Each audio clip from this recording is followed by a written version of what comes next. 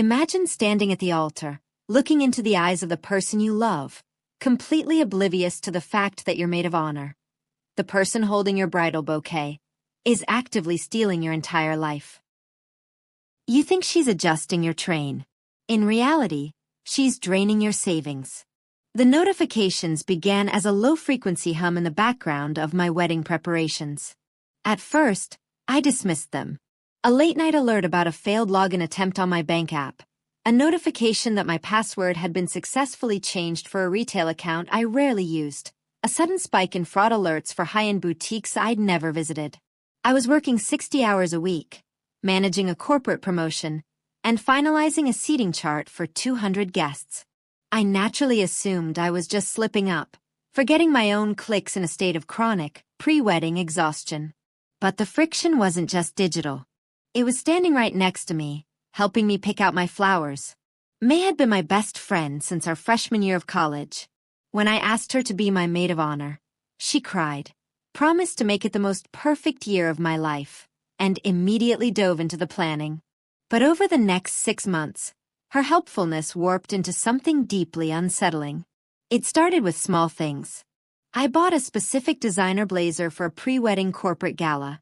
A week later, May showed up to a casual dinner wearing the exact same jacket, right down to the tailored cuffs. Then, she changed her hair, a sharp, asymmetrical bob that perfectly mirrored the signature cut I'd worn for years. When I secured a highly competitive promotion at my firm, May didn't just congratulate me. She spent the entire night grilling me on my new salary, my corporate clearance levels, and the exact security protocols my company used for remote access. I told myself she was just proud of me. I told myself she was just being May. By the morning of the ceremony, the atmosphere was thick with an invisible, suffocating chaos. My phone was a graveyard of locked accounts and automated fraud alerts. I felt like a ghost in my own life, watching the ground slide out from under my feet while trying to smile for the cameras. May was a whirlwind of energy, constantly hovering, checking my hair, adjusting my veil, and holding my phone to keep me from getting stressed. I thought she was being an overzealous best friend protecting my peace on my big day. I had no idea she was actually the architect of my ruin. The truth didn't emerge until 3 weeks after the honeymoon. The initial magic of the wedding had faded into a living nightmare.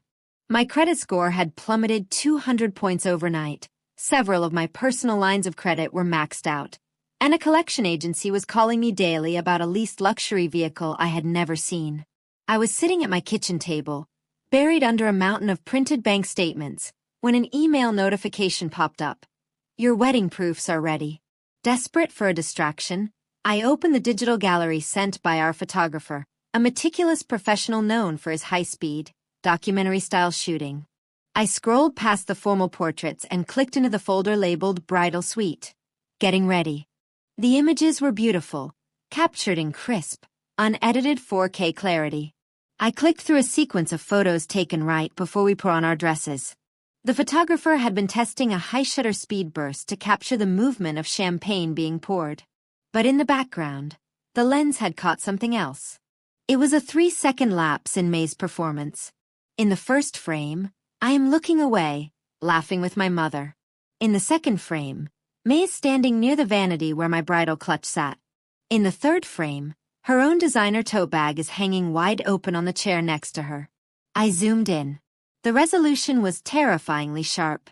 Inside May's open bag, resting on top of her makeup kit, were 2 distinct items that had mysteriously vanished from my wallet on the morning of the wedding: my gold-stamped international passport and my physical social security card. The camera had frozen her hand right as she was sliding them beneath a false bottom in her tote. Looking at her face in the frame, there was no stress or bridal panic. It was the cold, calculating expression of a stranger. My hand started to shake against the keyboard. The woman who had just held my dress while I peed, the woman who gave a tearful toast about our lifelong sisterhood, had spent my wedding morning robbing me blind.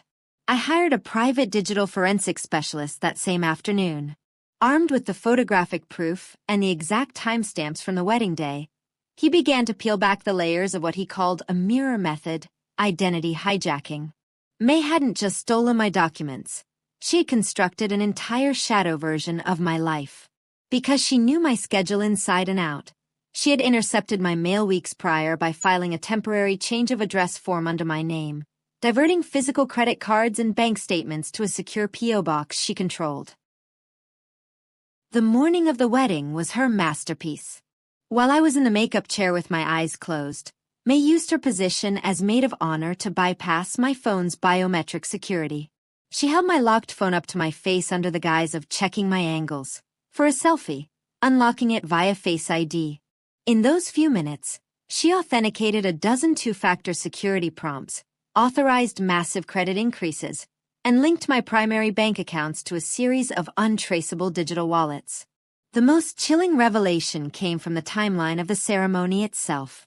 The forensics report matched the timestamps of my bank transactions with the metadata from the photographer's ceremony photos.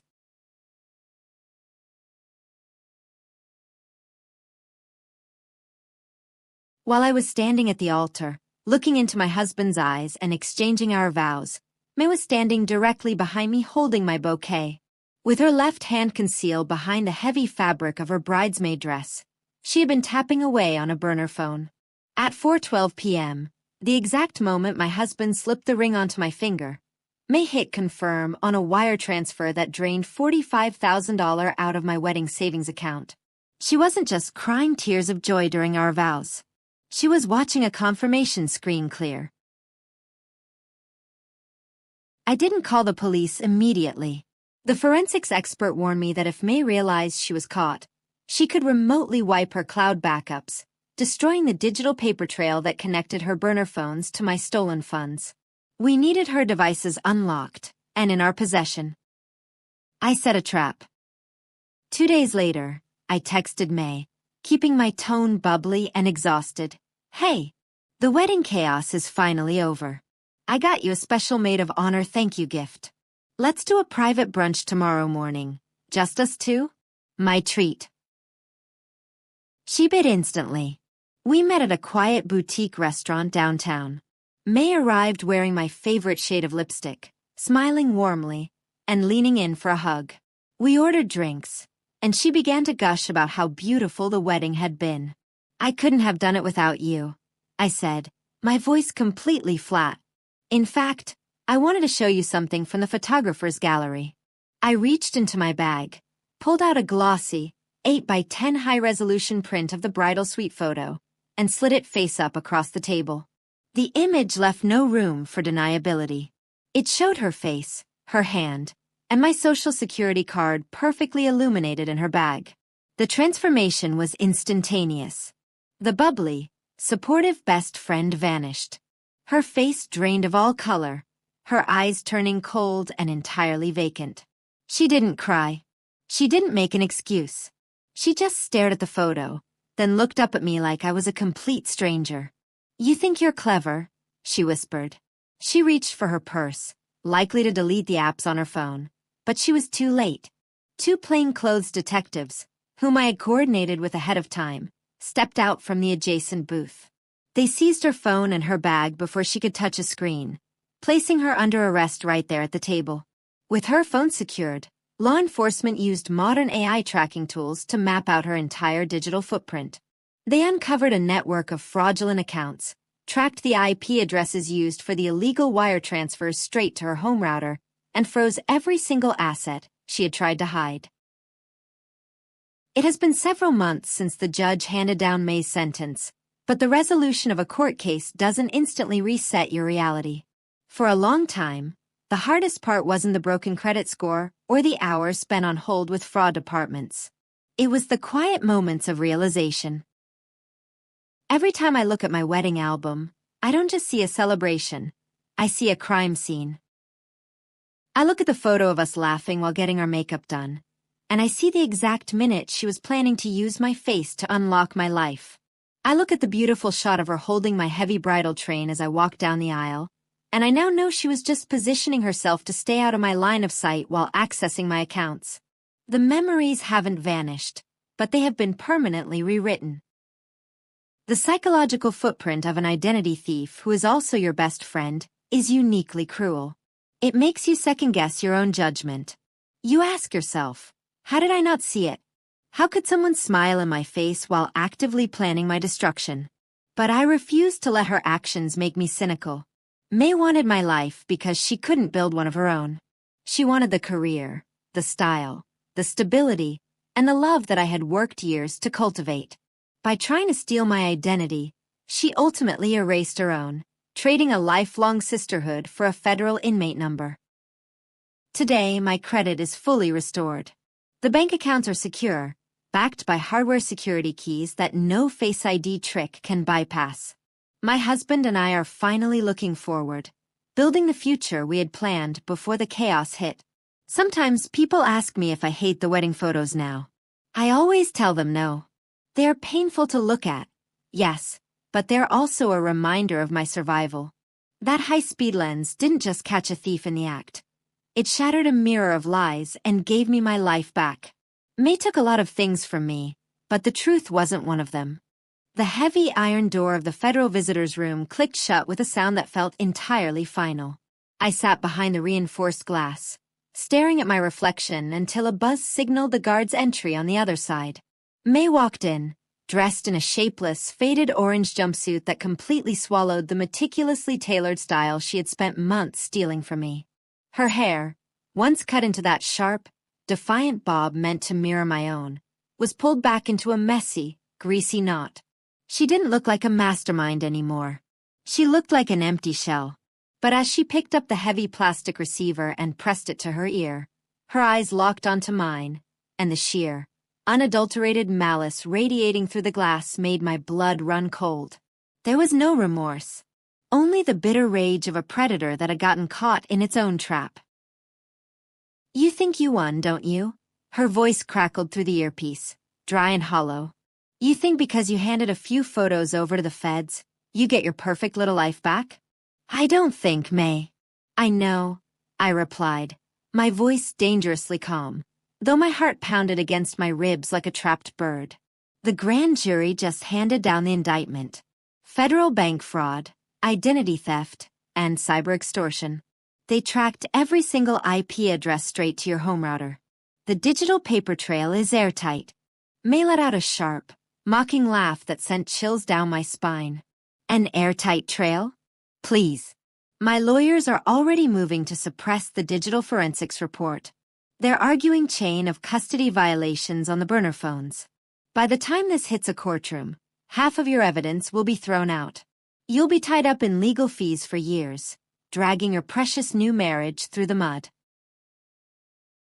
For a split second, a wave of familiar panic washed over me. I remembered the endless nights staring at my ruined credit score, the suffocating feeling of a stranger controlling my name, and the fear that she might actually slip through the cracks of the justice system. But then, I remembered the ace up my sleeve. I leaned closer to the glass, the cold surface pressing against my forehead. Your defense team can try, May, I whispered, holding her gaze until her smirk began to falter. But they haven't seen the final forensics report yet. We didn't just find the wire transfers. 2 days ago, the FBI's cyber division recovered the encrypted cloud storage you tried to delete right before the arrest. Do you know what was inside? May's breath hitched. The smug defiance in her eyes flickered, replaced by a sudden, sharp spike of vulnerability. They found the mirror system software, I continued, savoring the sudden tension thick in the air. But more importantly, they found the audio files. Your burner phone was automatically recording ambient sound whenever the spyware was active. They have a crystal clear recording of you standing directly behind me at the altar. They can hear my husband saying his vows, and in the background, they can hear the distinct, rapid tapping of your fingers on the screen as you authorize the final $45,000 transfer. The silence that followed was absolute. May's hand began to tremble, the heavy plastic receiver shaking against her ear. The realization hit her like a physical blow. The very technology she had weaponized to dismantle my life had turned around and crushed her defense into dust. The federal prosecutors didn't just have a timeline. They had an audio-visual map of a betrayal committed in real time, in front of 200 witnesses. You're a monster, she spat, her voice cracking as tears of pure rage finally welled in her eyes. "No, May. I'm just the person who kept the receipts," I said, putting the receiver down on the metal cradle. I stood up, turning my back on the glass window and the woman who had tried to erase me. As I walked down the long, sterile corridor toward the exit, the heavy exit doors swung open, flooding the hallway with bright, natural sunlight. The shadow she had cast over my marriage, my career, and my mind was finally gone. The legal battle wasn't just over. It was a total victory. I walked out into the crisp afternoon air, finally breathing in a life that belonged entirely to me. The heavy mahogany doors of the federal courtroom swung shut, sealing out the chaotic rumble of the corridor. Inside, the atmosphere was thick with the sterile scent of polished wood, old paper, and impending finality. I sat in the front row of the gallery, my husband's fingers tightly interwoven with mine. For a year, my life had been reduced to a series of legal docket numbers, credit disputes, and sleepless nights. But today, the architecture of May's deception was finally being dismantled for good. When the side door opened and the marshals led May inside, a collective murmur rippled through the courtroom. She looked devastatingly ordinary. The high-fashion blazer she had stolen from my closet, the signature asymmetrical bob she had copied to mimic my face, all of it had been stripped away.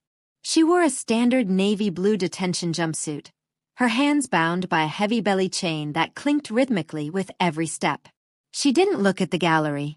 She didn't look at me. Her eyes remained locked on the defense table, her posture rigid with a defiant, defensive pride that refused to bend even at the edge of the abyss. "The United States versus May Vance," the clerk announced. The proceedings moved with a terrifying, clinical efficiency. The federal prosecutor stood at the podium, dropping a massive, 3-inch binder onto the wood with a heavy thud. It was the complete digital forensics dossier. "Your Honor," the prosecutor's voice boomed, echoing off the high ceilings. "The defendant didn't just steal money. She executed a calculated, predatory campaign to systematically erase the victim's identity and assume it as her own. She used the sacred trust of a wedding morning to bypass biometric security. She stood at an altar, acting as a supportive maid of honor, while actively draining the victim's life savings. This wasn't a crime of opportunity. It was a crime of absolute malice." When it was my turn to speak, my legs felt like lead as I walked to the podium. I didn't look at May. I looked directly at the judge.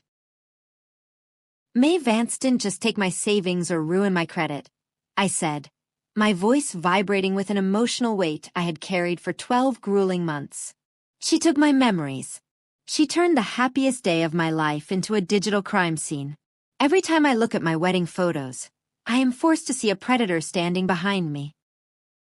I am asking for maximum restitution, not just for the money stolen, but for the safety and peace of mind she stole from my home." The silence in the courtroom was suffocating as the judge reviewed the final pages of the pre-sentencing report. The only sound was the faint, rhythmic ticking of the wall clock. Finally, the judge looked up, his expression carved from stone, as he fixed his gaze entirely on May. "Ms. Vance, in my 15 years on the bench, I have rarely seen such a grotesque abuse of interpersonal trust," the judge stated, his voice cutting through the room like a scalpel. "The evidence provided by the wedding photographer's high-speed lens, combined with the synchronized audio forensics from your own device, leaves absolutely no room for leniency. You weaponized intimacy." The judge slammed his gavel down, the sharp crack signaling the final verdict. May was sentenced to 84 months in a federal penitentiary, followed by 3 years of supervised release, and a mandatory restitution order of $112,000 to cover the stolen funds and legal expenses. As the marshal stepped forward to lead her away, May finally turned her head. For one split second, our eyes locked through the sterile air of the courtroom. The venom was gone, replaced by the crushing realization that the shadow life she had built was entirely dead. She was no longer a mirror of me. She was just a number in the federal system. Outside on the courthouse steps, The afternoon sun washed over me, warm and incredibly bright. I closed my eyes and took a deep, clean breath of air that felt completely different. The financial accounts could be rebuilt, the credit score would recover, and the legal files would eventually gather dust. But as my husband pulled me close against the bustling city backdrop, I knew the real victory wasn't the prison sentence. It was the quiet, undeniable truth that my life, my name, and my identity belonged entirely to me again.